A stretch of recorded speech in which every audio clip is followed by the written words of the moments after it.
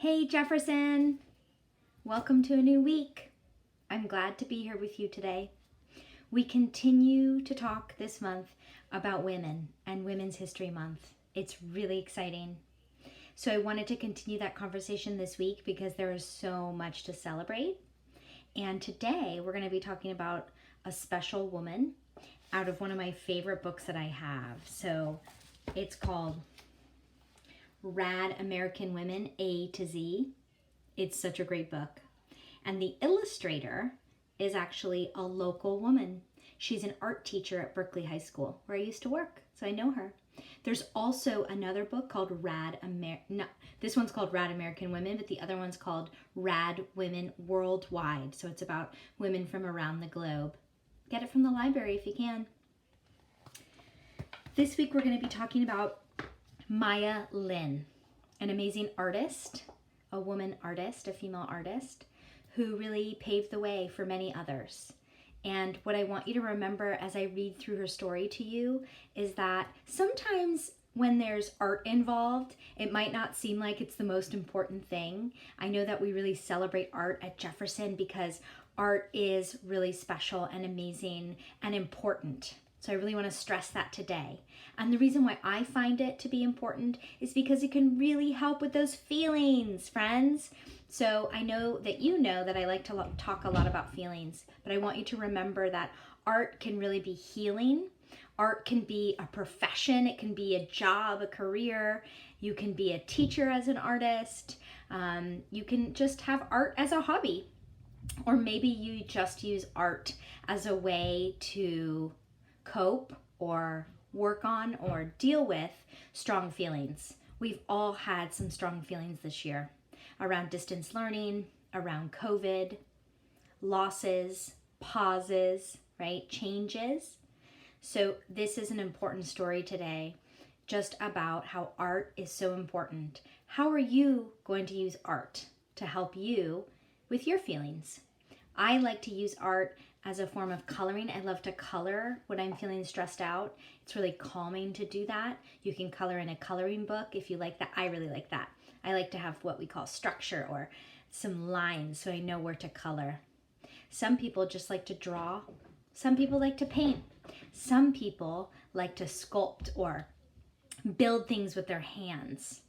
And that's Maya Lin. So let's hear about her. It's this beautiful page. M is for Maya. Maya Lin. It says, Maya Lin, who makes big ideas into beautiful art. Let's look at her again. Okay, I'm going to read this to you. Maya Lin's parents came to America from China just before Maya was born. As a child, she loved to play by herself, using her imagination as she explored nature and played in her dad's ceramics studio. Do you know what a ceramic studio is? It's where they make pottery, and it's where they make sometimes even like plates, bowls, cups. Maya got straight A's in school and excelled at math and science. She especially liked to build models of miniature towns, so it made sense when she decided to become an architect. When Maya was still a student at Yale University, she entered a contest to design a memorial for the American soldiers who had died serving in the Vietnam War. It would be built in Washington, D.C. for all to see. Maya submitted her unique design, but didn't think she would win. She was only 21 years old, after all, and her design was very different from the other grand memorials that had been constructed in the nation's capital. The Vietnam War was very controversial, and Maya wanted her design to show that. Instead of a statue, Maya imagined a big, shiny wall covered in the names of soldiers. The wall would reflect the image of the person looking at it like a mirror. That way, Maya thought, visitors would see themselves in the wall of names and be reminded that war affects us all. More than 1,000 people entered the contest, and Maya, a college student, won. This upset some people, but Maya defended her design and refused to back down when several politicians demanded she change it. She believed in her work and saw it through, and now the Vietnam Veterans Memorial is one of the most frequently visited memorials in the United States. That's not all Maya has done. Oops.